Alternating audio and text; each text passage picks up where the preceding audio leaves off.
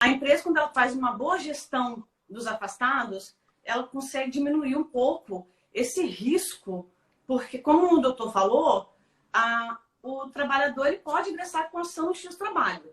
Lógico que para isso vai ser feita uma perícia médica. Se ficar constatado nexo causal, aí sim poderá a empresa vir a ser responsabilizada. E aí também a gente tem que avaliar também a culpa da empresa, a culpa concorrente, né? Seria mais ou menos esse quadro no X Trabalho, concorda? Concordo. O que eu tenho verificado, Valéria, até a gente comentou sobre isso há pouco tempo, muitas empresas pecam na hora de caracterizar a enfermidade como acidente do trabalho ou não. Porque a gente sabe que a doença profissional, doença do trabalho, né, que em geral é doença ocupacional, ela pode ser equiparada a acidente de trabalho. Mas nem toda doença profissional, nem toda doença do trabalho vai ser equiparada a acidente de trabalho. E muitas vezes o empregado ele fica doente e o que acontece? A empresa vai emitir logo uma CAT. Então, por exemplo, qualquer acidente que ocorreu na empresa, se emite uma CAT.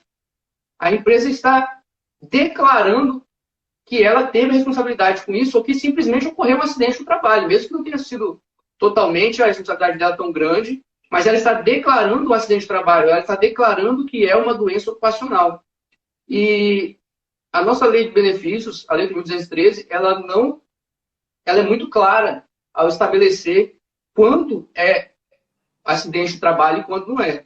Então, primeiro a gente tem que entender o que é um acidente de trabalho, quando esse acidente vai ser considerado acidente de trabalho, para depois a gente ir lá e analisar a doença ocupacional, né, se ela é ou não acidente de trabalho. Porque o próprio artigo 20, ele diz assim, considera-se acidente de trabalho nos termos do artigo anterior. E o artigo anterior é o artigo que diz o que é acidente de trabalho, é o artigo 19. Se você me permite, eu vou dar uma lida só rapidinho para poder explicar.